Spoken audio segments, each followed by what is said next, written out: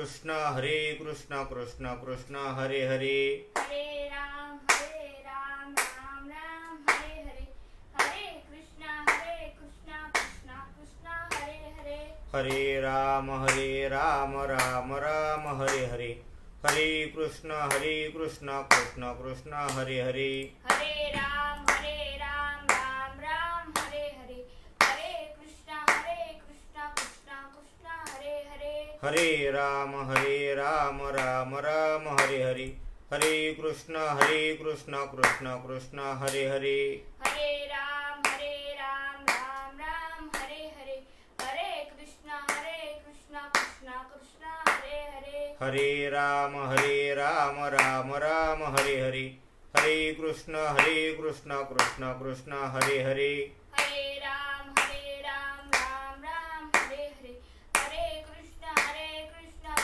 कृष्ण हरे हरे, पुंडलीकवरधारी विठ्ठल श्री ज्ञानदेव तुकाराम माऊली ज्ञानेश्वर महाराज की जय, पंढरीनाथ भगवान की जय, जगद्गुरु तुकाराम महाराज की जय, सब संतन की जय, सब देवन की जय।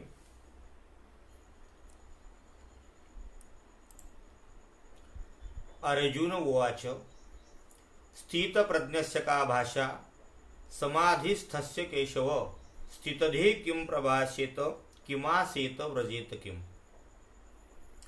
प्रस्तुत प्रवचन रूपी सेवेसाठी घेतलेला हा जो श्लोक आहे भगवद्गीतेमधील दुसरा अध्याय, ज्याला सांख्य योग असेही म्हटलं गेलेलं आहे, त्या अध्यायामधला हा श्लोक आहे। दुसऱ्या अध्यायातला हा 54वा श्लोक आहे आणि हा श्लोक भगवान परमात्म्याचा नसून अर्जुनाचा आहे। आता अर्जुनानं देवाला हा जो प्रश्न विचारला की भगवंता, की नेमका हा स्थित प्रज्ञ कोण आहे, तो कसा आहे आणि काय आहे, या प्रश्नाचे उत्तर भगवान परमात्म्याने दिलेले आहेत आणि तोच आजच्या आपल्या प्रवचनाचा मुख्य विषय सुद्धा आहे। आणि अशा या प्रवचनासाठी आज आपण सर्वजण या ठिकाणी एकत्र आलेलो आहोत। श्री ज्ञानेश्वरी अर्थात अमृताती पैजा जिंके या ज्ञानेश्वरीच्या विशेष चिंतनाच्या माध्यमातून आपण या ठिकाणी एकत्र आलेलो आहोत। हरिभक्तपरायण खरमाळे महाराज यांच्या माध्यमातून या प्रवचन सेवेचा योग आज या ठिकाणी आलेला आहे। वारकरी संप्रदाय हा वैष्णव संप्रदाय आहे आणि वैष्णवांचं एक विशेष असं मत आहे जे अनादि सिद्ध असं मानले गेलेलं आहे। नुसते वैष्णवच नाही तर शाक्ते आहेत, गाणपत्य आहेत, वैष्णवांच्याच बरोबरीनं असणारे शैव मतही आहे आणि या सगळ्या मत आणि मतांतरामध्ये जीव गुरफटून जातो। तेव्हा वेळोवेळी भगवान परमात्म्यानं वेगवेगळे अवतार धारण केले आणि आपलं असणारं मत विशेष रूपानं जेव्हा जेव्हा त्या मताला ग्लानी आली, जेव्हा जेव्हा ते मत समाजाच्या उपयोगाचं फारसं राहिलेलं नाही, कारण अनेक असतील, तेव्हा भगवान परमात्म्यानं अवतार घेतला आणि असाच अवतार साधारण 5,500 वर्षाच्या अगोदर भगवान परमात्म्याने घेतलेला आहे। तो अवतार म्हणजे या ठिकाणी भगवान श्रीकृष्ण आणि तो अवतार सर्वसामान्य असा नसून विशेष अवतार गणला गेला। कृष्ण वंदे जगद्गुरुम ही उपाधी भगवान परमात्म्याला अनेक अवतारापैकी या अवतारात विशेष करून मिळाली आणि या अवतारात जगद्गुरु म्हणण्याची जी पदवी अर्थात देवाला मिळाली त्याच्या पाठीमागे कारण आहे अर्जुनाला जी गीता दिली, अर्जुनाच्या निमित्तानं आपल्या सर्वांपर्यंत ती पोहोचली आणि या गीतेचा आपल्या सर्वांना अर्थात संपूर्ण मानव समाजाला याचा उपयोग झाला। आणि म्हणून भगवान परमात्म्यानं जे ज्ञान दिलं, आता गीतेमध्ये जे ज्ञान अर्जुनाला मिळालं ते ज्ञान अर्जुनाला समजलं का? पार्श्वभूमी अशी आहे की समजलं म्हटल्यापेक्षा की अर्जुनाला जे प्रश्न विचारलेत अर्थात देवाचा आणि अर्जुनाचा हा जो संवाद आहे, श्रीकृष्ण अर्जुन संवादे असं जे म्हटलं जातं, याच्या पाठीमागं कारण असं आहे। 5 मिनिटांमध्ये आपण आपल्या विषयाची पार्श्वभूमी घेऊया। धर्मक्षेत्रावरती अर्थात कुरुक्षेत्रावरती धर्मभूमीवर हे युद्ध चालू होतं आणि हे भांडण नव्हतं, हे नीतीचं भांडण होतं। आणि ज्यावेळेस या युद्धासाठी दोन्ही विरोधी पक्ष आणि अर्जुनाचा पक्ष अर्थात कौरव आणि पांडव समोरासमोर आले, त्यावेळेस अर्जुनाने हे सगळं पाहून अर्जुनाने सगळे आपल्या ज्यावेळेस बघितलं, आचार्यान मातुलान भ्रातॄन पुत्रान पौत्रान सखुंस्तथा श्वसुरान सुहृदश्चैव सेनयो रुभयोरपि तांसमीक्ष सकौंतेय सर्वान बंधून अवस्थितात. अर्जुनानं जेव्हा सर्वांना पाहिलं, आचार्यान माझे गुरुजी आहेत, मातुलान मामा, पुत्रान मुलं आहेत, पौत्रान नातू आहेत, श्वसुरान सासरे चैव आणि इतर सगळे आपतेष्ट नातलग यांच्या कौरवांच्या बाजून आणि माझ्याही बाजून आहेत आणि खचितच युद्धामध्ये हे सगळे सुद्धा मरतील, पर्यायानं माझ्या हातानं पाप होईल. आणि म्हणून अर्जुनानं सांगितलं, देवा मला आता युद्ध करायचं नाही. अरे बाबा का करायचं नाही युद्ध? तर गांडीवम संस्रते हस्तात त्वक्चैव परिदह्यते. माझ्या हातातून हे गांडीव माझं, एरवी मला युद्ध म्हटलं की माझ्या अंगात अशी सरसरी येते, पण आज मात्र माझ्या हातातून हे गांडव पडते. देवा मला युद्ध नकोय. कारण उत्साहजंती जाती धर्मा कुलधर्मश्च शाश्वता उत्सन्न कुलधर्मानाम मनुष्यानाम जनार्दन अहो बत महत् पापम कर्तुम व्यवस्थिता वयम यद्राज्य सुख लोभेन हंतुम स्वजन मुद्यता. या सगळ्या लोकांना मी जर मारलं तर लक्षावधी असणारे हे सगळे तरुण सैनिक या युद्धामध्ये दोन्ही पार्टीचे मरतील. देवा पर्यायानं का होईल? हत्या होईल. यांचे हजारो मुलं अनाथ आणि स्त्रिया विधवा होतील. आणि त्यानं काय होईल? उत्साह जनते जाती धर्माला अर्थात कुळाला कलंक लागेल. पतंती पित्रे हेशाम. एवढंच नाही तर या ठिकाणी काय होती? वर्णसंकर होईल. जायते वर्णसंकर हा संकरो नरका येव कुलज्ञानाम कुलस्यच. म्हणून मला युद्ध करायचं नाही. देवाने सांगितलं, अर्जुनाने असं काय करतोस? हे जर तू युद्ध कर, अरे दोन्ही बाजूनं तुझाच विजय आहे. देवा माझा विजय आहे? अरे हो, हातवा प्राप्स्यसी स्वर्गम. हनहत म्हणजे तुझी जर या युद्धामध्ये हत्या झाली, अर्थात तू जर मारल्या गेला तर प्राप्स्यसी स्वर्गम, तुला स्वर्ग मिळणार. आणि जितवावा भोक्षसी महिम. जर या युद्धामध्ये तू जिंकलास तर तुला मही म्हणजे पृथ्वी, या पृथ्वीचं राज्य मिळेल. पर्यायानं दोन्ही बाजूनं तुझाच विजय. हे सगळं ऐकून अर्जुनाचं मन उद्विग्न झालं की नेमकं आता काय करावं. त्यावेळेस अर्जुनाने, इथं पहिला अध्याय साधारण समाप्त झाला आणि दुसऱ्या अध्यायामध्ये अर्जुनाने या ठिकाणी काय तर वेगवेगळे आपले मतं सांगितले देवानं. अर्जुन त्यावेळेस म्हणजे, देवा तू सांगितलं ही गोष्ट बरोबर आहे, पण माझ्या हातानं पाप होईल त्याचं काय? माझ्या हातानं हे सगळं पाप होईल ना, आणि म्हणून मला हे सगळं करायचं नाही. माझ्या हातानं जे पाप घडणार आहे, या पापाला जबाबदार कोण? देवा सांग बरं. त्यावेळेस देवाने या ठिकाणी काय सांगितलं, अरे पाप पुण्याच्या गोष्टीमध्ये तू या ठिकाणी काय तर पडू नको. म्हणजे देवा पडू नको म्हणजे, अरे तू जर असं म्हणत असेल की हे पाप आहे, पण ध्यानात घे, एखाद्या व्यक्तीला मारणं हे तुझ्या मनानं पाप आहे, पण तू म्हणतोस हेच ज्ञान आहे का अर्जुना? अर्जुन संदिग्ध झाला, कळालं नाही. म्हणजे देवा एखाद्याला मारणं पाप असू शकत नाही? देव म्हणजे तसं सांगत नाही. आता हा प्रश्न थेट आपण धर्माला विचारू की धर्म काय सांगतो. अर्थात इथं धर्म शब्द कर्तव्यवाचकाला कर्तव्य काय सांगतो. म्हणून इथं देवाने या ठिकाणी सांगितलं, अरे स्वतःचा धर्म पाळण्यामध्ये या ठिकाणी काही अडचण नाही. स्वधर्मम अपि चावेक्षम न विकंपितुमरसी धर्म्यादी युद्धात संयोन्यत क्षत्रियस्य न विद्यते. तू जातिवंत क्षत्रिय आहेस आणि क्षत्रियानं युद्धाशिवाय दुसरं काही करणं त्याचं कल्याण असत नाही क्षत्रियाचं. आणि स्वधर्माचा जर विचार केला तर क्षत्रियानं युद्ध करणं, त्या युद्धामध्ये हजारो लोक मरत असतील तरीही तो त्याला जबाबदार नसतो अर्जुना. म्हणून तू युद्ध केलं पाहिजे. ज्ञानेश्वर महाराजांवर फार सुंदर वेळ होता, तू अजूनही का न विचारिसी. तू का विचारत नाहीस बरं? विचार करत नाहीस. अरे काय हे चिंतू तू हासी, आणि असा कसा विचार करतो? स्वधर्म तो विसरलासी तरावे जेणे. अरे कुणी मोक्षाला जाऊन तरला अर्जुना, कुणी नाना साधनाच्या खटपटा करतील आणि तरण्यासाठी, पण तुम्हा क्षत्रिय लोकांसाठी युद्ध करणं अर्थात धर्मनीतीनं युद्ध करणं हाच तुमच्या तरण्याचा उपाय. आणि हा तुझा स्वधर्म आहे अर्जुना, तू का विसरला आहेस? बघ ज्ञानेश्वर महाराज सांगतात, तरी स्वधर्म एक आहे, तो सर्वथा त्याज्य नव्हे. कोणत्याही कारणानं स्वतःचा धर्म, स्वधर्म जो नीतिधर्म आहे तो या ठिकाणी काय तर त्याज्य नाही. मग तर्जेल काय पाहे कृपाळूपणे. मग मला सांग, तू कसा काय तरून जाणार, अर्थात तुझ्या कर्तव्याला पूर्णता कशी येणार, हे जेव्हा अर्जुनाने या ठिकाणी काय तर सांगितलं. बघ अर्जुना तुझे हे चित्त जरी झाले द्रवीभूत, अर्थात तू या ठिकाणी काय तर द्रवीभूत झालेला आहेस अर्जुना. पण खरं सांगू तरी हे अनुचित संग्राम समयी, युद्धाच्या ठिकाणी जर एखादा योद्धा दयाळू झाला तर तो युद्ध करू शकत नाही. म्हणून एक काम कर, तैसी आणि हा न करिता तू एक काम करता सावध हो बरं. नाशिव होईल हिता म्हणून तू आता सावध होई, तू सावध झाला पाहिजेस. अर्जुनाला हे सगळं भगवान परमात्म्यांच्या वेळेस या ठिकाणी सांगितलं.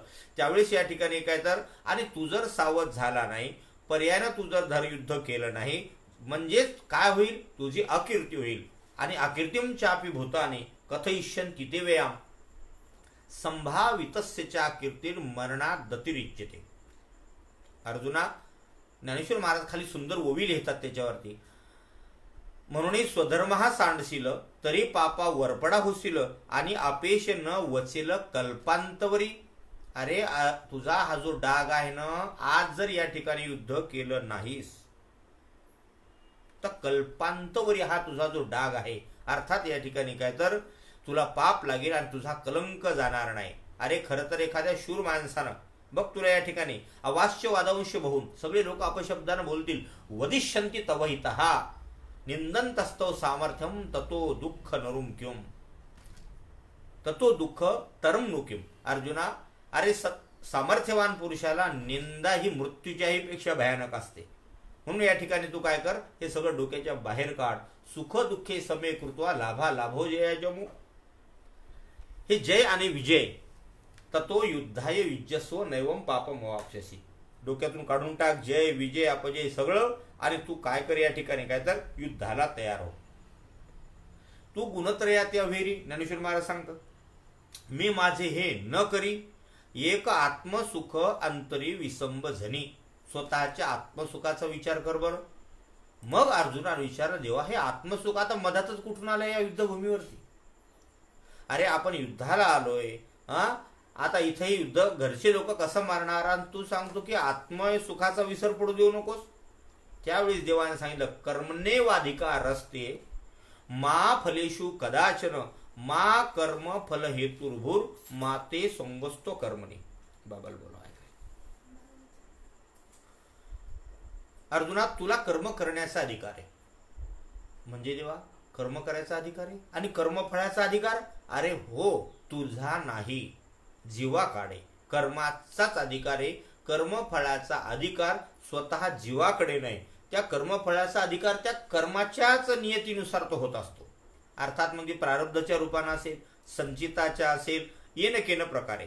म्हणून तू या ठिकाणी काय कर, म्हणून ऐके पार्था यावरी पाहता तुझं उचित होय आता स्वकर्म. हे तुझ्यासाठी जे उचित आहे, म्हणजे तुझ्यासाठी जे योग्य आहे ते कर्म कोणतं असेल तर या ठिकाणी स्वतःचं कर्म आहे, स्वकर्म आहे.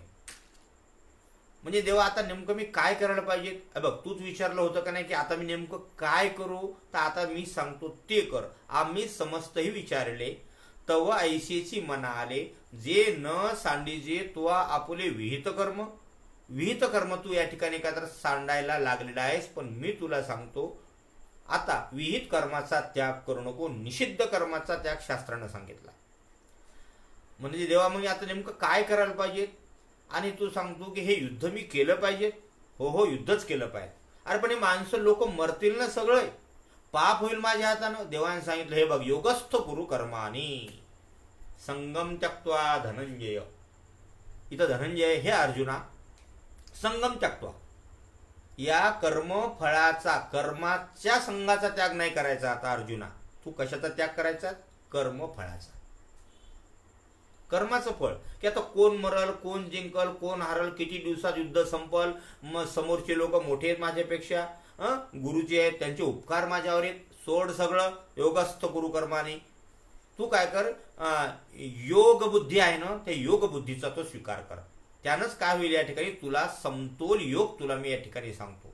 अर्जुना, ज्ञानेश्वर महाराज सांगतात, तू योगयुक्त होणी फळाचा संग सांडूनी मग अर्जुना चित्त देऊनी करी कर्मे. आपले कर्म तू या ठिकाणी केले पाहिजे.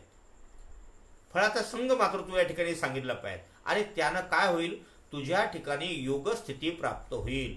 म्हणजे देवा योगस्थिती म्हणजे काय होईल, अरे देखे संता संती कर्मी जे सरिसेपण मनोधर्मी ती योगस्थिती उत्तमी प्रशंसी. दुरेने ह्यावरत कर्म बुद्धियोगात धनंजय बद्धौ शरणमन विच्छ कृपना फल हे तवहा. निष्काम बुद्धियुक्त होऊन जर अर्जुना तू आपल्या कर्मापेक्षा अर्थात कर्मफळाच्या इच्छेने सकाम कर्म जर करशील तर ते निकृष्ट आहे अर्जुना. म्हणजे देवा अरे सकाम वृत्तीनं केलेलं सत्कार्य ही तेवढं श्रेष्ठ ठरत नाही जेवढं निष्काम बुद्धीन केलेलं कार्य ठरतं. म्हणजे बुद्धियुक्त जहातिह उभे सुकृत दुष्कृते तस्मात योगाय युजस्व. योगकर्म सुकौशलम. योगकर्म सुकौशलम म्हणजे देवा अरे समत्व बुद्धी तू धारण कर. पाप पुण्याचा त्याग होतो या समत्व बुद्धीमध्ये. म्हणजे देवा अशी समत्व बुद्धी कोणी कोणी धारण केली, कशी कशी धारण केली, त्याचं कारण काय, अरे हेच तर खरं कौशल्य अर्जुना, ज्याला इंग्रजीमध्ये आपण स्किल म्हणतो. हे कौशल्य जर तू प्राप्त केलं ना तर तुझ्या हातानं घडणाऱ्या कोणत्याही कर्मफळाचा तुझ्याशी भोग होणार नाही. म्हणजे देवा अरे चांगल्याही कर्माच्या फळाचा तू जसा भोगता होणार नाहीस तसा वाईट कर्माचाही तुझ्या हातानं जर दुर्दैवानं घडलं पण ते इतरांसाठी वाईट असणारं कर्म तुझ्या स्वधर्मात जर बसत असेल तर तू बेशक कर. त्यानं काय होईल, आणि हे सगळं कर्म तू त्या ईश्वराच्या चरणी जर अर्पण केलं तस्मात योगाय युजस्व योग कर्म सुकौशला. आणि त्याच्या पायावर जर अर्पण केलं तर काय होईल, तू मुक्त होणार. म्हणजे देवा अरे तुझ्या हाताने हजारो योद्धे मेले युद्धामध्ये, पण मात्र हे करण्याच्या पाठीमागं तुझी बुद्धी निष्काम असायला हवी. अर्थात तुझ्या बुद्धीनं योग केला पाहिजे. कशाबरोबर, समत्वेबरोबर. समता आणि बुद्धी हे दोन्ही एकत्र आले की योग बुद्धी. योग शब्दाचा मूळ अर्थच तसा आहे, जोडणे. युंज नावाच्या धातूपासून योग नावाचा जो शब्द बनला, योग कर्म. आता योगानं अर्थात या ठिकाणी कर्माला आणि बुद्धीला जोडायचंय. अर्थात योग तर कोणती बुद्धी असली पाहिजे, समतेची. म्हणजे देवा आता ऐक अर्जुना, समत्व चित्ताचे त्याची सार जाण योगाचे जे मना आणि बुद्धीचे ऐक्य आहे. मन आणि बुद्धी, आता ह्या दोन्हीमध्ये विरोध वाटतो वरवर, पण खरं सांगू अर्जुना, हे बघ योगामध्ये मन, इथं मन म्हणजे प्रत्यक्ष मन नाही, मनाच्या माध्यमातून जे क्रिया केल्या जातात इंद्रियाच्या द्वारे तो योग. आणि बुद्धी अर्थात ह्या क्रिया करण्यासाठी जे ज्ञान लागतं ते ज्ञान यांचं ऐक्य असतं, एकमेकाचा विरोध नसतो. म्हणजे देवा अरे अर्जुना, मनाचा संकल्प आणि बुद्धीचा निश्चय, दोन बाजू आहे त्याच्यामध्ये, नीट लक्ष घे अर्जुना. मनाचा संकल्प आणि बुद्धीचा निश्चय याच्यामध्ये विरोध नसतो, याला म्हणतात योग बुद्धी. म्हणून बुद्धी योग स्वधरू तेथ अर्जुना होई स्थिरू मनी करिया भेरू फळ हेतूचा. म्हणजे देवा मग ही जी निश्चयात्मक बुद्धी आहे ना, ही जी स्थिर बुद्धी आहे, ही बुद्धी एकदा स्थिर झाली की काय होतं, कर्मजम बुद्धियुक्ता ही फलम त्यक्त्वा मनीषिणः. बघ कितीही कर्म झालं, कोणचंही कर्म झालं, पण फलम त्यक्त्वा, तू जर या फळाच्या त्याग करून जर एखादं कर्म बुद्धियुक्त अंतकरणानं केलं, अर्थात स्थिर बुद्धीनं केलं, तर जन्म बंध विनिर्मुक्ता. काय होईल, जन्म मरणाच्या बंधनामधून विनिर्मुक्ता, मोकळा होशील. आणि पदम गच्छन्त्य नामय, आणि परमपदाला तू पोचशील. नुसता पोचशील नाही, जन्म आणि मृत्यूच्या बंधनातून मुक्त होशील. आणि कुठं जाशील, कुठं जाणार, परमपदाला. म्हणले देवा मी युद्ध करून माझ्या हातून हजारो लोक मेले तरी मी परमपदाला जाणार. अरे हो हो, तेच तर सांगतोय अर्जुना. बरं मग असे कोणी लोक आहेत का की ज्यांनी ही स्थिर बुद्धी केली? देवा म्हणले आहेत ना, भरपूर लोक आहेत त्या ठिकाणी. काय तर हे बघ, हे कर्मी तरी वर्तती, हे लोक कर्म करतात आणि तू सुद्धा जरी अर्जुना हे कर्म केलं परी कर्मफळा नातळती, या कर्मफळाच्या बाबतीत त्यांच्या मनात लवलेशही राहत नाही आणि याता यती लोपती अर्जुना तया, त्यामुळं जन्म मरणाच्या फेऱ्यातून त्यांची सुटका होते. म्हणजे अर्जुना, अरे मग निराभय रहित पावती पद अच्युत ते बुद्धियोगयुक्त धनुर्धरा. अरे अर्जुना, तू सुद्धा काय कर, या सगळ्या अंतःकरणात जो काही चंचल आहे ना, बुद्धी तुझी सध्या चंचल झाली. थोडक्यात अर्जुना, तुझी बुद्धी अस्थिर झाली, हिला काय करतो, स्थिर कर बरं. बघ, पापाचा पुण्याचा यशाचा अपयशाचा सुखाचा दुःखाचा तू कशाला मालक व्हायला लागला, ते करेल ईश्वराकडे सोडून दे. काय घडायचं, तू कर्माचा मालक हो आणि ते कर्म स्वधर्मातलं असलं पाहिजे. तुला दोनच डोके लावायचे. कोणचं पहिलं डोकं, तर मला जे करायचे ते कर्म करायचे, कर्म फळाचा मला देणं घेणं नाही, पहिला बिंदू. दुसरा बिंदू असा आहे की मी जे कर्म केलं ते कर्म स्वधर्मात बसलं पाहिजे. भला जो स्वधर्म तुझ्यासाठी आहे तो दुसऱ्यासाठी वाईट असेल, असू दे. उदाहरण बघा ना, आपण सुद्धा सर्वांनी जेव्हा दोन देशामध्ये युद्ध घडतं त्या युद्धामध्ये नक्कीच खचितच दोन्ही बाजूचे सैनिक मृत्यू पावतात. आता या देशातले सैनिक मेले तर त्या देशातल्या सैनिकांना तिथले लोक शहीद म्हणतात, दोन्ही देशातल्या. भारतातले जर सैनिक जर काही दिवंगत झाले अर्थात शहीद झाले तर इथं त्यांना फार मोठा सन्मान मिळतो आणि दुसऱ्या देशातले सैनिक त्यांच्या देशात सन्मान पावतात. कारण दोघांचंही लढणं ही एकमेकांच्या विरोधात जरी वाटत असलं तरी मात्र त्यांचं लढणं स्वधर्मासाठी असतं. मग ते विरोध दुसऱ्या पार्टीसाठी झाला. पण त्या सैनिकाला विचारा, तू कोणासाठी लढतो, तू सांगतो मी माझ्या देशासाठी आणि माझ्या देशाचं रक्षण करणं हे माझं कर्तव्य आहे. बरं, हेच वाक्य दोघंही सैनिक म्हणतात. मग आता यातला कोणता सैनिक नरकाला जाईल? म्हणून आपल्या धर्मशास्त्रामध्ये असं सांगितलेलं आहे, युद्धाच्या समयी दोन्ही पक्षाचे सैनिक युद्ध जेव्हा करत असतात, भले ते पक्ष चांगला आणि वाईट असतील तरी युद्ध करणारे सैनिक मात्र कधी नरकाला जात नाहीत. त्याचं कारण असं आहे, ते आपल्या ध्येयासाठी लढत असतात. म्हणून म्हणजे देवा नेमकं काय रे, अरे म्हणून तू परमपदला त्याग प्राप्त होशील, पण कधी, त्या अगोदर तुला तुझा जो मोह निर्माण झाला ना, मोह म्हणजे देवा, अरे मोह बुद्धीचा तुला त्याग करावा लागेल. म्हणजे देवा हे बघ, यदा ते मोह कलिलम बुद्धिर्व्यक्ती तरिष्यती तदा गंतासी निर्वेदम श्रोतवेश्य श्रुतस्य. स्वजनाचा मोह आहे का नाही तुझ्या अंतःकरणामध्ये, त्याचा त्याग कर. आणि हा त्याग झाल्याच्या नंतर आपोआपच तुला वैराग्य निर्माण होईल अर्जुना. आणि हे वैराग्य निर्माण झाल्याच्या नंतर मग तुला काय होईल, आत्मज्ञान उपजेल. मग निष्कळंक गहन, ज्ञानेश्वर महाराज ओवी लिहितात, उपजेल आत्मज्ञान तेने निचाडे होईल मन अपयशी तुझे. निचोड म्हणतो का ना हिंदीमध्ये आपण, निचोड म्हणजे पिळून काढणं पाणी कपड्यातलं. तसं अंतःकरणामध्ये जो मोह आहे ना तुझा अर्जुना, वैराग्यानं असा करा करा करा पिळला की त्यातला मोह निघून जाईल. अर्थात या ठिकाणी काय तर तुझं मन निरीच्छ अर्थात स्वच्छ होईल. कोणतीच इच्छा नसलेलं तुझं मन तेथ अनेकही जाणावे का मागितलेच मरावे, ते अर्जुना आगवे पारुशेल. तुझ्या सर्व क्रिया या ठिकाणी काय तर थांबतील. तुझ्या मनाची अशी स्थिती झाली पाहिजे. कशी झाली पाहिजे? बुद्धी परमात्म्याच्या स्वरूपामध्ये ज्यावेळी स्थिर होईल तिलाच म्हणतात योग बुद्धी. श्रुती विप्रती पन्नाते यदा स्थास्यति निश्चला समाद वचला बुद्धी तदा योगमवाप्स्यसी. नाना प्रकारच्या श्रवणानं अर्जुना तुझी बुद्धी चंचल झाली. म्हणजे देवा, अरे बघ ना, आपले 4 वेद, या 4 वेदाचं जे अंतिम ज्ञान आहे त्याला वेदांत म्हणतात. तो वेदांतही या ठिकाणी विशेष रूपाने लोकांना कळावा म्हणून पुन्हा त्या 4 वेदाच्या ज्ञानाचा वेदांताचा सार पुन्हा 108 उपनिषदामध्ये, मुख्यत्वे 12 उपनिषदामध्ये आज आपल्यापर्यंत पोहोचला. या सगळ्या उपनिषदाचं सार पुन्हा कशात सांगावं लागलं? गीतेमध्ये अर्जुनानं देवाला या ठिकाणी सांगितलं. आणि ते ज्ञान आता मी तुला अगदी थोडक्यात सांगतो. समाद वचला बुद्धीस तदा योगमवाप्स्यसी.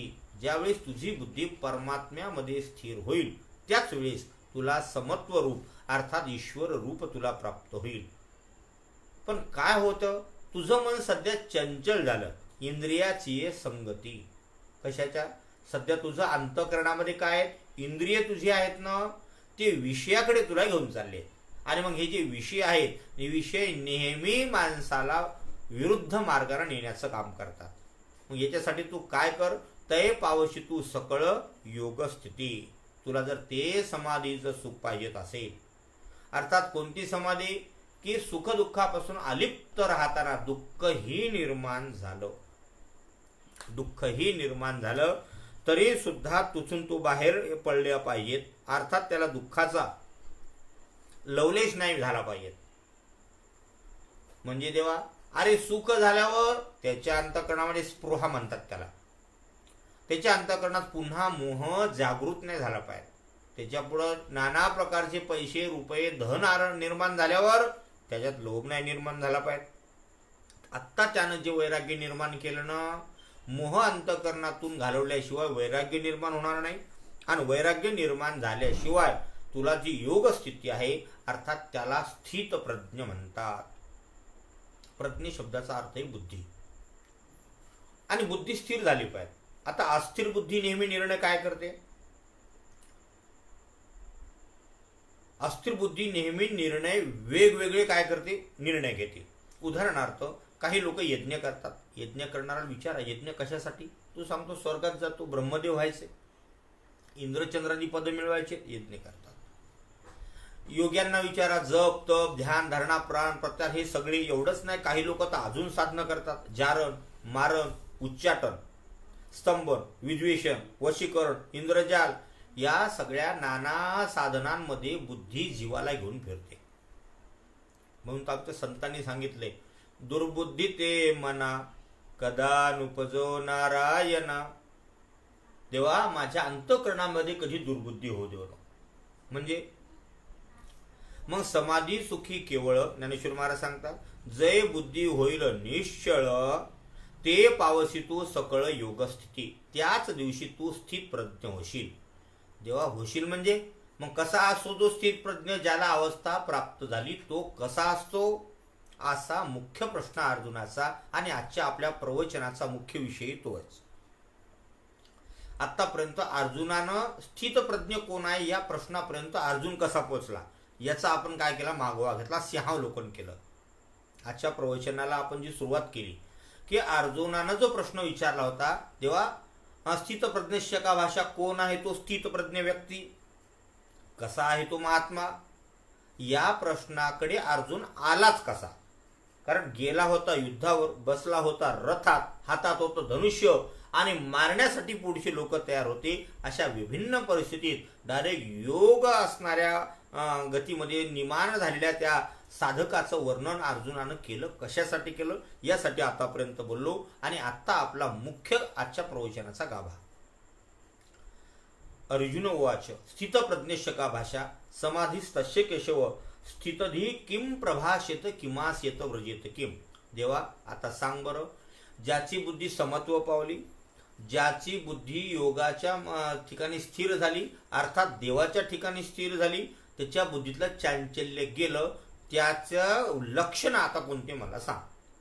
मग असा स्थिर बुद्धी व्यक्ती बोलतो कसा, असतो कसा, आणि त्या स्थिर बुद्धीमध्ये झालेल्या अर्थात बुद्धीमध्ये स्थिर झालेला तो जीव अर्थात स्थित प्रज्ञ कर्म करत असेल ना. म्हणले हो, कसे कर्म करतो सांग. असं जेव्हा अर्जुनाने या ठिकाणी काय तर विचारलं, तेव्हा या ठिकाणी काय तर भगवान परमात्मा या ठिकाणी सांगतात, देवा अर्जुना, प्रजाहती यदा कामान, भगवान परमात्मा सांगतात, अर्जुना प्रजाहती यदा कामान सर्वान पार्थ मनोगतान आत्मने वात्मना तुष्ट स्थित प्रज्ञ स्तदोच्यते. मनामध्ये जी उत्कट विषय वासना असते, अर्थात विषयाची आसक्ती असते, ती आत्मानुभवाला प्रतिबंध निर्माण करते. आणि नेमका हा स्थित प्रज्ञ साधक या विषयाच्या कचाट्यात तो सापडत नाही. म्हणजे देवा, अरे उत्कट विषयाची जी अंतःकरणात अर्थात बुद्धी मन हे जे अंतःकरण आहे ना, 4 पदार्थ अंतःकरणात आहेत. पहिले मन. आता मन या जीवाच्या घरी कारभारपणा करतो. भारुडामध्ये आमच्या संतांनी वर्णन केलंय, मनाजी पाटील देह गावचा. आता हा पाटीलच या देहरूपी गावातला, त्यामुळे साहजिकच गावातले न्याय निवाडे आणि त्यानं घेतलेले निर्णय चांगले असो का वाईट असो, बाकीचे लोक ते अर्थात इंद्रिय मान्य करतात. मग मन निर्णय घेत तो कुणाच्या सांगण्यावरून, तर इथं बुद्धी त्याला सपोर्ट करते. बुद्धी बघा, मनाचं काम नेहमी हे शिफारस घेणं, शिफारस मन करतं आणि निर्णय मात्र आपली बुद्धी घेत असते कायम. बघा, कोणतंही कर्म करण्यासाठी जी अगोदर पहिली तयारी होती, अर्थात ज्याला ब्ल्यू प्रिंट म्हणतो आपण, जसं इंजिनियर लोक घर बांधतात, तर घर 3 वेळा बांधलं जातं. घर किती वेळा बांधलं जातं? 3 वेळा. एक ज्या घर मालकाला घर बांधायचं त्याच्या डोक्यात घर बांधलं जातं की आपल्याला घर बांधायचं हे त्याच्या डोक्यात राहतं, पण ते कसं बांधायचं हे त्याला कळत नाही. तेव्हा तो व्यक्ती इंजिनियरकडे जातो. इंजिनियर सांगतो जागा किती, मग त्याला प्लॉटचं स्क्वेअर मीटर फुटामध्ये माप दिलं जातं की आमच्याकडे 2 गुंठी जागा आहे. त्याच्यात मग तुमचं काय आहे रिक्वायरमेंट, तुमची मागणी काय काय, तुम्हाला काय काय पाहिजे घरात, मग तो सांगतो हे अशा अशा खोल्या अशा अशा रूम हे सगळं पाहिजे, एवढा स्पेस जागा वगैरे. आणि मग त्या डोक्यातलं घर आता कुणाच्या मनात गेलं? इंजिनियरच्या. मग तिथं इंजिनियरच्या मनात त्याला काय दिलं? रूप मिळालं आणि त्या रूपाला प्रत्यक्ष इंजिनियरनं कागदावर उतरवलं, डायरेक्ट छापून दिली ब्ल्यू प्रिंट. पहिलं घर मालकाच्या डोक्यात बांधलं गेलं, दुसरं घर इंजिनियरनं कागदावर बांधलं आणि आता तिसऱ्यांदा घर बांधण्यात जाणार कुठं? डायरेक्ट स्पॉटवर, जाग्यावरती. जो कोणी कॉन्ट्रॅक्टर आहे, मिस्त्री म्हणतो, गवंडी किंवा राज म्हणतो आपण त्याला, त्यांच्या माध्यमातून विटा सिमेंट गज या वेगवेगळ्या पदार्थांपासून या घराची निर्मिती होते. म्हणजे प्रत्यक्षात घर किती वेळा बांधलं गेलं? 3 वेळा. अगोदर मालकाच्या डोक्यात, दुसऱ्यांदा इंजिनियरच्या माध्यमातून कागदावर आणि तिसरं प्रत्यक्ष वस्तू. म्हणजे जेव्हा तसं या मनाच्या माध्यमातून अगोदर मन शिफारस करतं, विषयाच्या वासनेमध्ये गुरफडतं आणि मन कल्पना करतं की मला हे असं असं करायचं आणि मला ते सुख भोगणार. हे झाली मनाची कल्पना, ही झालं मनाचं शिफारस. पण शिफारशीने कामं होत नाहीत, प्रत्यक्ष काम करावं लागतं, अंमलबजावणी म्हणतो आपण त्याला.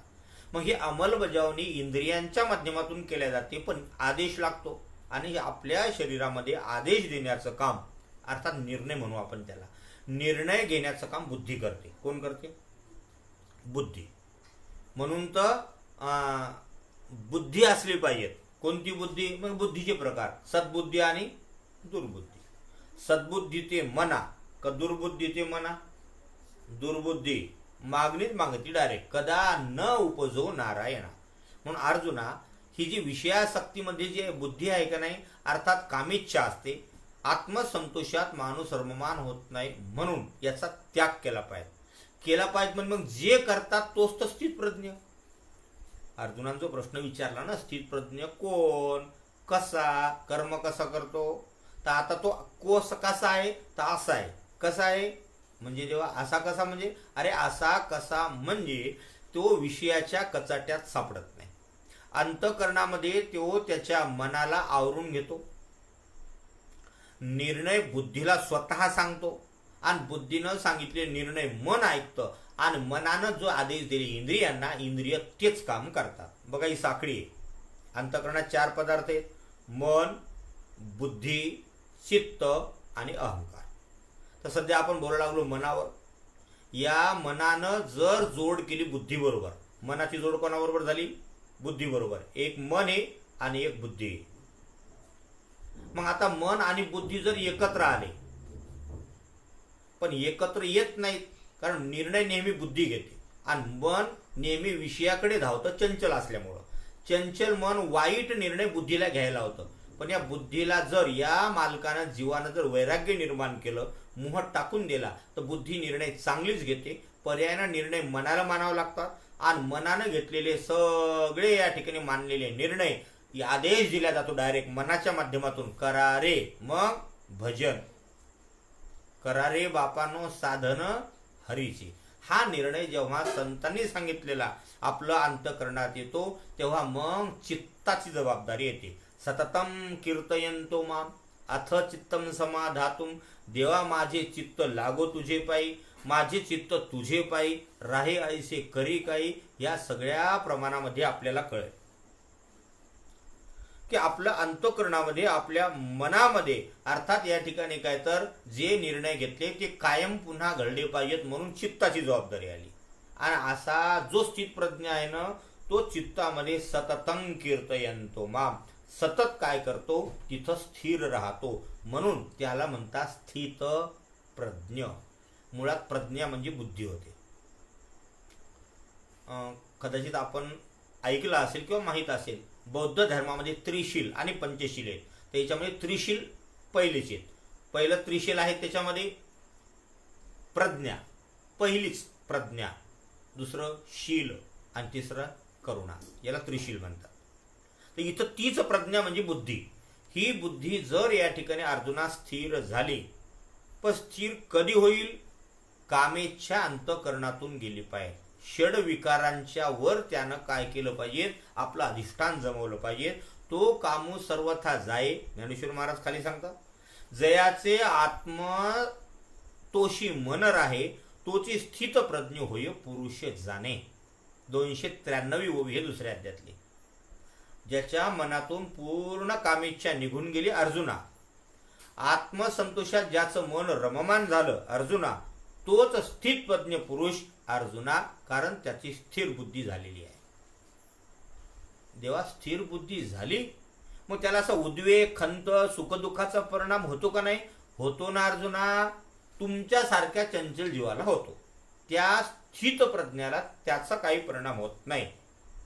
जयासी उद्वेगू नाही चित्ती, म्हणजे 56वा श्लोक बघा दुसऱ्या अध्यायातला. दुःखेषु नुद्विग्न मना, सुखेषु विगत स्पृहा, वितराग भय क्रोध, स्थिती धैर्य मुनिरुच्यते. अर्जुना, कितीही दुःख आले ना तरी त्याचं मन उद्विग्न होत नाही. नाही अर्जुना, अरे दुःख आल्यावर उद्विग्न होत नाही. म्हणले देवा ही गोष्ट बरोबर आहे, पण सुख आल्यावर काय करतो? सुख आल्यावर अरे सुखेषु विगत स्पृहा, तो तिथून निघून जातो. अर्थात त्या स्पृहा म्हणजे त्या सुखाच्या आनंदामध्ये, त्या सुखाच्या भोगामध्ये तो अलिप्त होत नाही. म्हणजे देवा अरे तो निरिच्छा असतो ना, इच्छा रहित, कोणत्याही गोष्टीची इच्छा तो या ठिकाणी घेत नाही. म्हणजे त्याच्या अंतःकरणातून काम, क्रोध, भय हे सगळे निघून गेलेले असतात. वितराग भय क्रोध, काम, भय आणि क्रोध हे निघून गेल्याच्यामुळं त्याला स्थितधीर मुनी उच्यते, म्हणजे म्हणतात, त्यालाच मुनी म्हणतात. अर्जुना, आणि तोच स्थित प्रज्ञ जाणला पाहिजेत. का तर नाना दुःखे प्राप्ती, किती दुःख येऊ दे, जयासी उद्वेगू नाही चित्ती, आणि सुखाची आरती अडपैजेना, सुखातही तो अडकत नाही. म्हणून तयाच्या ठाई अर्जुना, तयाच्या ठाई कामक्रोधू सहज नाही, आणि भयाते नेणे कही परिपूर्ण तो. विश्व चैतन्याबरोबर एक रूप झालेला आहे.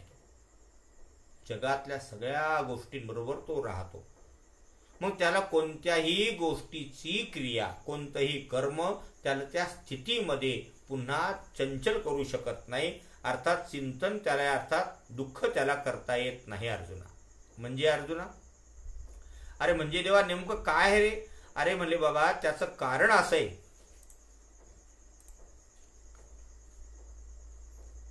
जो निरवधी तो जानपा स्थिर बुद्धी, ऐसा जो निरवधी तो जानपा स्थिर बुद्धी, जो निरसोनी उपाधी भेद रहित. 296 अध्याय 2 ज्ञानेश्वरी. अमर्याद प्रकारच्या उपाधीचा त्याग करतो आणि भेद रहित होतो. उपाधी म्हणजे अरे देवाले नाना प्रकारच्या माणसं उपाधी घेऊन बसतात. उपाधी म्हणजे आमच्या लहानपणी आमच्या ग्राम्य भाषेमध्ये उपाधी म्हणजे काही आगाऊ कामं केले की लोक म्हणतात ते उपाधीखोर माणूस. आणि साहित्यशास्त्रामध्ये उपाधी शब्दाला पदवी असंही म्हणलं गेलं. काय काय उपाध्या येतात? जसं आता हरिभक्त परायण ही उपाधी आहे, सरपंच उपाधी आहे, आमदार, खासदार, नाना प्रकारचे पुरस्कार हे उपाध्यामध्ये मोडतात. पण तो मात्र असे कोणत्याही, आता कोणती उपाधी, तर मग मी देह आहे ही सुद्धा उपाधीच, मी ब्रह्म आहे ही सुद्धा उपाधीच, मला सर्व ज्ञान झालं ही सुद्धा उपाधीच. या सगळ्या उपाधीमधून तो निवृत्त झालेला आहे. दुसरं लक्षण त्याचं भेदरहित, त्याला भेद दिसत नाही. शुनीचैव श्वपाकेच पंडिता समदर्शन. म्हणून यारे यारे लहान थोर याती भलत्या नारी नर असे प्रमाण आपल्याला संत साहित्यामध्ये आढळतात. याचं कारण असं आहे, कारण यस सर्वत्रानभिस्नेहस तत्तत् प्राप्ये शुभाशुभम नाभिनंदती न द्वेष्टी तस्य प्रज्ञा प्रतिष्ठिता. ज्याची कुठंच आसक्ती राहत नाही. गीतेमध्ये भगवंत सांगतात, अर्जुना आसक्ती रणभिष्वंग पुत्र दार गृहादिशी. एवढी विचित्र आहे नाही आसक्ती की परत परत परत परत जीवाला तिथं गुंतून ठेवण्याचं काम कोण करते? आसक्ती. अविबर ही एकटी नाही. दुसरा एक श्लोक आहे बघा गीतेमध्येच, आशा पाश शतैर्बद्धा काम क्रोध परायण हा इहंते काम भोगार्थ मन्य येनार्थ संचया. शुभ आणि अशुभ कर्म ज्याला प्राप्त झाले तर आनंदही होत नाही, दुःखही होत नाही. अशी शुभाशुभ कर्माच्या पलीकडे जो जातो, अर्थात तो स्थिर बुद्धी, अर्थात तस्य प्रज्ञा प्रतिष्ठिता, तोच स्थित प्रज्ञ आहे. जो सर्वत्रा सदा सरिसा परिपूर्ण चंद्रुका जैसा अधोत्तम प्रकाशा माजीन म्हणे. चंद्र जसा शीतळ प्रकाश देताना चोरांनाही देतो, शाहूंनाही देतो, तो मात्र जसा भेद करत नाही. त्या चंद्राच्या प्रकाशात चांगले कर्म घडो अथवा वाईट घडो. चंद्र चोरी करणाऱ्याला जसा म्हणतात चांदण्याचं चोराला भेव राहतं, मग ते चोरटे त्या चांदण्याला अर्थात त्या चंद्राला शिव्या घालतात का आपली चोरी पकडल्या जाईल म्हणून. पण त्यांच्या शिव्याला जसा चंद्र काही मानत नाही आणि कुणी जर त्याला ओवाळलं तर त्याच्याही बद्दल तो फारसा उत्साही होत नाही, तसा समबुद्धीने राहणारा हा जो साधक आहे स्थित प्रज्ञ असतो अर्जुना. एवढंच नाही, या ठिकाणी काय तर त्याच्या चित्ताची जी स्थिती आहे ना ती बदलत नाही. ऐसा अन विच्छिन्न समता भूत मात्री सदयता आणि पालटू नाही चित्ता. कवने वेळी कोणत्याच वेळी त्याच्या अंतःकरणातून ही समबुद्धी, ही समत्व बुद्धी, ही योग बुद्धी, ही स्थिर बुद्धी नष्ट होत नाही. म्हणून गोमटे काही पावे तेने संतोषे ना भिवे, जो ओखटून नागवे विषादासी. तो जसं सुखाच्या कधी तावडीत सापडत नाही तसं दुःखाच्याही तावडीत सापडत नाही. कोण? स्थित प्रज्ञ माणूस. दुःख होतं, आता कर्म घडल्यावर क्रियाचं त्याचं काही ना काही फळ तर निघणार, हा उघडच आहे, पण तो त्यात मात्र गुंतून राहत नाही. म्हणजे अरे सुख दुःखाच्या पलीकडे जाऊन अनेक प्रकारचे लोक कर्म करतात, अनेक आहेत. म्हणजे ऐसा हरिख शोक रहितू. हरिक म्हणजे हर्ष, आनंद म्हणू आपण. आनंद आणि शोक रहित असलेला जो व्यक्ती आहे, जो आत्मबोध भरितो, त्याला आत्मबोध होतो. इथं बुध नावाचा संस्कृत मधला धातू आहे. साधू बोध झाला तो नुरोनिया ठेला, ज्ञानेश्वर महाराज सांगतात. आता नुरोनिया ठेला म्हणजे काय? साधूचा बोध झाल्यावर नुरोनिया म्हणजे, नुरोनिया शब्दाला आपण काय करू? विग्रह करू त्याचा. न उरोनिया ठेला, ज्याला साधूचा बोध झाला तो न उरोनिया ठेला, अर्थात तो शिल्लक राहिलेला नाही. शिल्लक राहिलेला नाही म्हणजे तुला ऐकलं, शिल्लक राहिला नाही म्हणजे साधूचा बोध झाले की त्याची वृत्ती सगळी मावळते. त्याची वृत्ती सगळी काय होते? पालटून जाते, वृत्ती सगळी मावळून जाते. म्हणजे देवा, अरे तो जानपा प्रज्ञायुक्त धरुर्धरा, तोच खरा स्थित प्रज्ञा या ठिकाणी काय तर आहे. मग तो नेमकं कर्म करतो त्यावेळेस कसं वागतो देवा? अरे काही ना काही रीत असेल ना, आहे ना देवा? अर्जुन आहे बघा. यदा संहरते चायम कुर्मुंगा निव शर्वशः इंद्रियानी इंद्रियाभ्यास इंद्रियार्थ्यभ्यास तस्य प्रज्ञा प्रतिष्ठिता कुर्मुंगा निव सर्वशः. कुर्म म्हणजे कासव. जसा कासवाला जेव्हा काही चाहूल लागते तेव्हा तो आपली इंद्रिय काय करतो, आवरून घेतो. तसा सुखदुःखाच्या जेव्हा वेळ त्याच्या समोर प्राप्त होते तेव्हा ते कर्म घडतात, तेव्हा तो त्या सुखदुःखापासून स्वतःला अलिप्त करून घेतो. इंद्रियानी इंद्रियार्थभ्यस, अर्थात इंद्रिय विषयापासून आवरून धरतो. कोण? स्थिर बुद्धी ज्याची झाली तो. आता बुद्धी स्थिर झाली, बुद्धी स्थिर करायची, पण देवा कुठं करायची? अरे का कुर्म जिया परी, अर्थात इंद्रिय स्वतःच्या ताब्यात आले पाहिजे. तुम्ही सर मग स्वतःच्या ताब्यात आले पाहिजे, मग देवाचं काम नाही का? म्हणले ऐकणं पुढचा टप्पा, गडबड करू नकोस. अगोदर इंद्रिय स्वतःच्या ताब्यात घ्यायचे. तैशी इंद्रिय आपैती होती, जयाचे म्हणितले करीती, तयाची प्रज्ञा जाण स्थिती पातली असे. हे बघ, तू इंद्रिय स्वतःच्या ताब्यात आणले तर देवाकडे जायचं काम नाही, देव त्याच्या जवळ येतो. म्हणजे अरे अर्जुना, देव जवळ येतो बघ ना. आपल्या संतांनी सांगितलंय, काम क्रोधे केले घर रीते.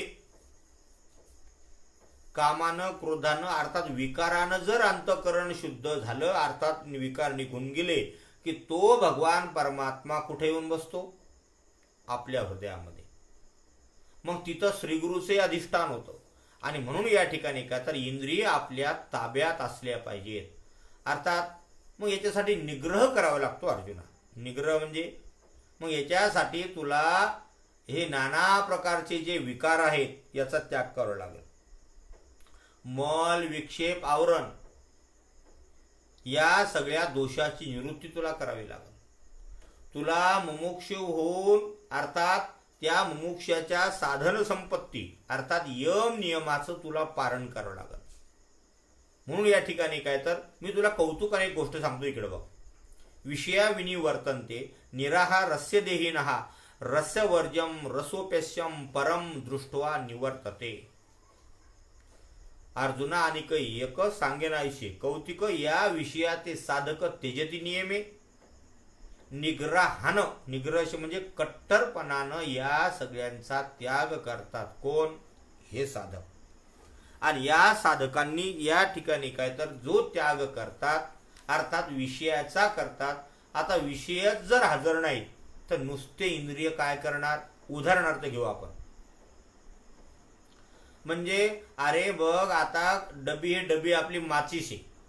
माचीसमध्ये आत काड्या आहेत, त्याला गुल लावलेला आहे, पण त्याचं घर्षण जोपर्यंत होत नाही म्हणजे तोपर्यंत अग्नी निर्माण होत नाही. तसं इंद्रिय जोपर्यंत विषयापर्यंत पोचतच नाही तोपर्यंत विषय भोगाचं कर्म घडणार नाही. म्हणजे देवा अरे आवरून धरतात ना, आवरून धरतात. श्रोत्रादी इंद्रिय आवरती परिरसने नियमू न करीती ते सहस्रदा कवळती विशती ही. म्हणजे अरे कोणी कानाला काय करतात, कोणी निंदा कोणी वंदा, आम्हा स्वहिताचा धंदा. लोकांच्या बोलाकडे लक्ष द्यायचं नाही. तुकाराम महाराजांचा साधारण 10 चरणाचा एक अभंग आहे त्यांच्या गाथ्यामध्ये. ऐसा हा लौकिक कदा राखवेना पतित पावना देवराया. लौकिक म्हणजे लोकांचं म्हणणं, आणि लोकांच्या म्हणण्याकडे दुर्लक्ष करतो कोण? स्थितप्रज्ञ. म्हणजे अरे जन हे सुखाचे दिल्या घेतल्याचे, अंतकाळीची कोणी नाही. म्हणून जनाचं लक्ष अंतकाळाकडे नाही आणि स्थितप्रज्ञाचं लक्ष अंतकाळ सोडून दुसरीकडे कुठंच नाही. त्यामुळं त्याला तीव्र वैराग्य तयार होतं. आणि म्हणून या निग्रहतेनं अर्थात या विषयाला अर्थात तो टाळतो. मग टाळतो तर इंद्रिय काय करतात? इंद्रिय त्यावेळेस या ठिकाणी घरात जसं गोंधळ घालतात लहान बाळ, हट्ट करतात, तसे इंद्रिय सुद्धा नेहमी हट्ट करतात. परंतु तो जो स्थितप्रज्ञ आहे त्यानं काय केलं? आपली बुद्धी ईश्वराच्या चरणी अर्पण केलेली असते. त्यामुळं जोपर्यंत बुद्धी निर्णय घेत नाही, बघा थोडंसं अजून वेगळ्या रीतीने सांगतो मी. आपलं हे जे शरीर आहे या शरीरामध्ये आत्मा, आत्मा हा मूळ मालक आहे. हे सगळं कोणाचं आहे? ते आत्म्याचं आहे. पण या आत्म्याला जेव्हा या ठिकाणी काय तर कर्मबंधन प्राप्त झालं त्यावेळेस त्याला त्याची अधोगती झाली, अर्थात त्याची उन्नती नाही झाली, अधोगती झाली. म्हणजे त्याला जीवत्व प्राप्त झालं आणि मग अजूनही आत्मा त्याचं पद गेलं आत्म्याचं, म्हणजे तो आता माझी झाला आणि तो आला जीवा कर्मबंधनात. मग कर्मबंधनात आल्यामुळं या जीवाला कर्म करण्यासाठी इंद्रिय मिळाले, दिले इंद्रिय हातपाय काम. मग हे कर्म करायला लागला. पण कर्म चांगलं का वाईट हे ठरवायचं कोण? त्यासाठी बुद्धी आली. मग चांगले काम नेहमी करायचे हे ध्यानात ठेवायचं कोण? मग त्यासाठी चित्त निर्माण झालं. चित्ताचं काम काय? सतत पुन्हा पुन्हा सतत चिंतने चिंतने तद्रूपता. म्हणून चित्त शब्दावर आपले एवढे प्रमाण सापडतील तुम्हाला. बघा भोपाळ्यामध्ये आपण दररोज म्हणतो माझे चित्त तुझे पायी. देवा माझं चित्त कुठं राहू दे? तुझ्या पायाकडे. अजून भोपाळ्यातला दुसरा अभंग बघा, चित्ती तुझे पाय डोळा रूपाचे ध्यान. 12वा अध्यायाचा श्लोक बघा साधारण, अथ चित्तम समाधातुम न शक्नोसी मय स्थिरम. चित्त, आता या चित्ताला जोपर्यंत विषयाचा संगम होत नाही, अर्थात चित्तात जोपर्यंत विषय येत तोपर्यंत देव येत नाही. आणि चित्तातून विषय गेले रे गेले की हे चित्त सरळ देवाच्या पायावर घेऊन गेलं तरी ते काही करत नाही. पण विषय जर अंतःकरणात हजर असतील तर चित्त देवाकडे नेलं. अर्थात चित्त म्हणजे शरीर देवळात नेऊन बसवता येईल, पण चित्त मात्र तिथं राहत नाही. याला प्रमाण मराठीतली एक गावरान म्हण आहे, मन देह देवळात आणि चित्त खेटरा.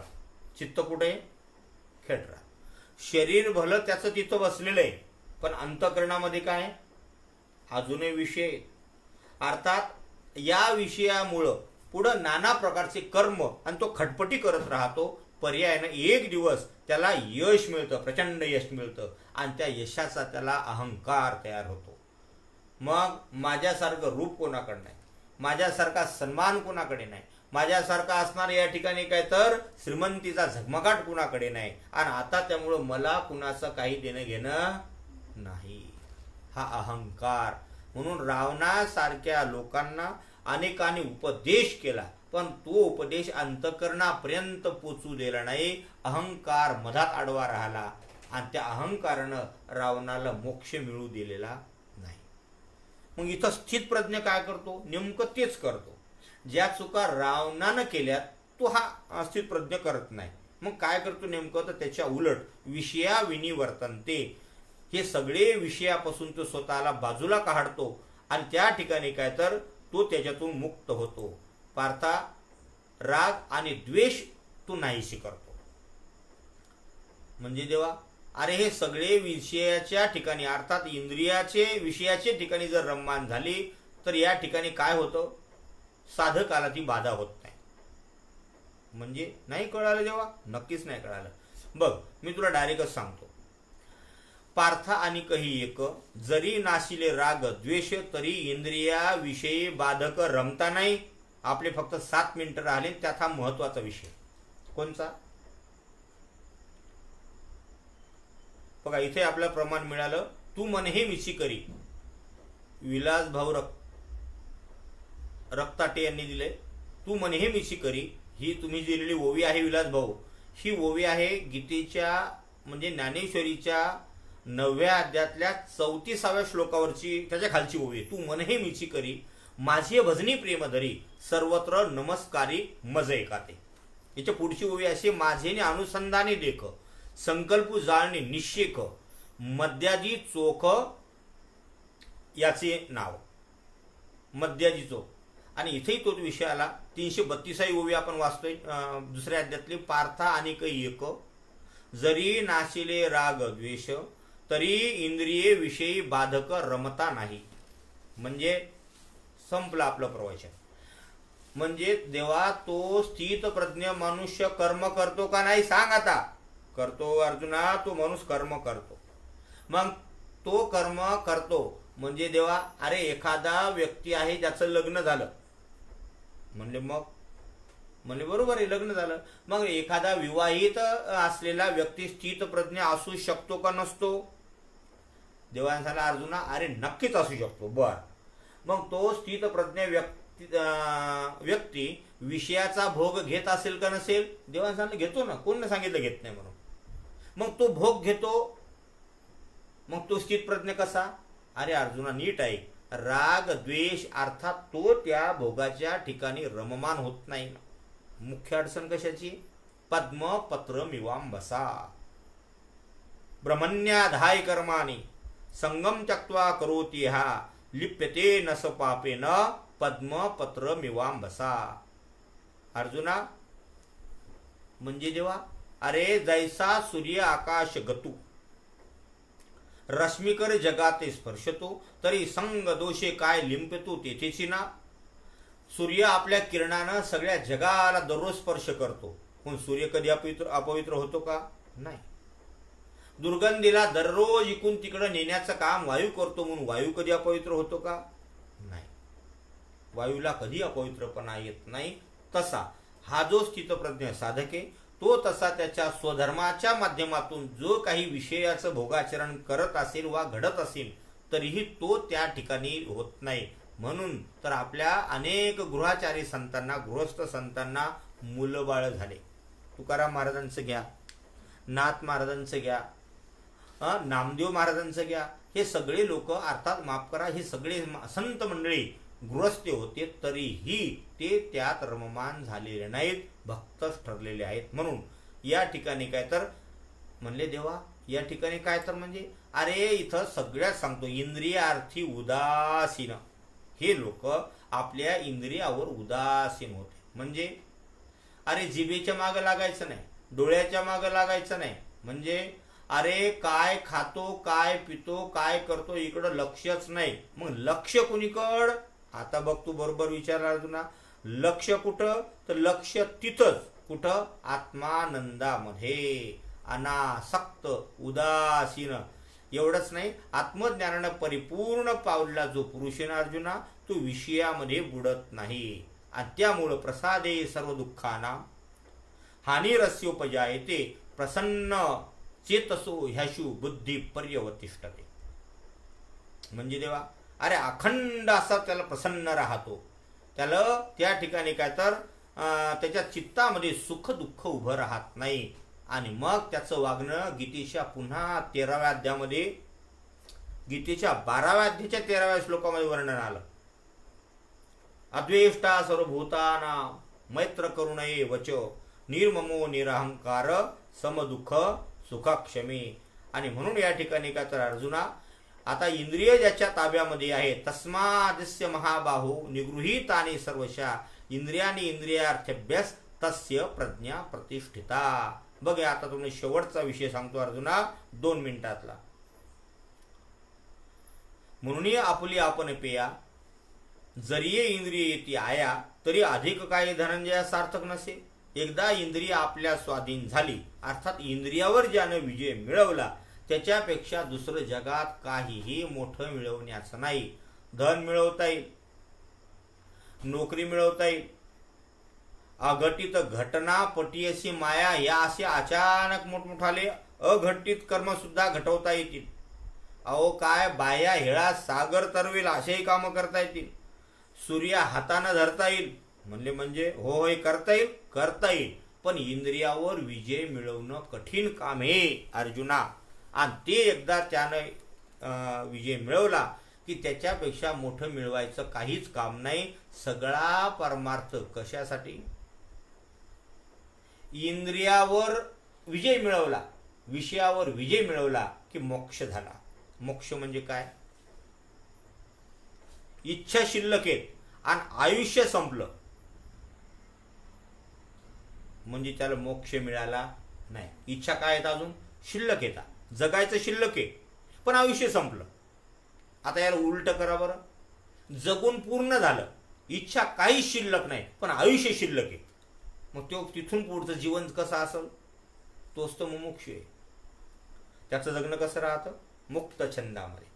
आणि मग तो तिथून पुढचं त्याचं जगणं म्हणजे या ठिकाणी काय तर तो विषयासाठी जगत नाही अर्जुना, तोच खरा स्थितप्रज्ञ आहे. आणि म्हणून अशा स्थितप्रज्ञाची इंद्रिय असतात आणि हाच पुरुष जागरूक असतो. शेवटचा श्लोक 1 मिनिटाचा. अर्जुना, या निशा सर्व भूतानाम तस्याम जागृती संयमी यश्याम जागृती भूतानाम सा निशा पश्यतो मुने. जेव्हा लोक जागे असतात दिवसा, अर्थात सर्व भूतांची जी रात्र आहे त्यावेळी लोक जागे असतात. अर्थात विषयाच्या ठिकाणी लोक जागे असतात आणि हे लोक विषयाच्या ठिकाणी झोपलेले असतात. लोक या ठिकाणी आत्मतत्वाच्या ठिकाणी झोपलेले असतात आणि हे लोक आत्मतत्वाच्या ठिकाणी जागे असतात. म्हणून यांना या ठिकाणी काय तर उपाधिरहित स्थिर बुद्धी आणि हेच खरे या ठिकाणी स्थित प्रज्ञ आहेत. अशा मनुष्य या स्थित प्रज्ञेला प्राप्त होतो. म्हणून या ठिकाणी विहाय कामान्य सर्वान पुमाश्चरती निस्पृहा निर्ममो निरहंकार स शांती मधी गच्छती. अर्जुना, यासाठी या ठिकाणी काय तर हे सगळं कर्म आपण केलं पाहिजेत. अर्थात या कर्मातून जोपर्यंत आपण बाहेर पडत नाही तोपर्यंत ही अवस्था आपल्याला प्राप्त होणार नाही.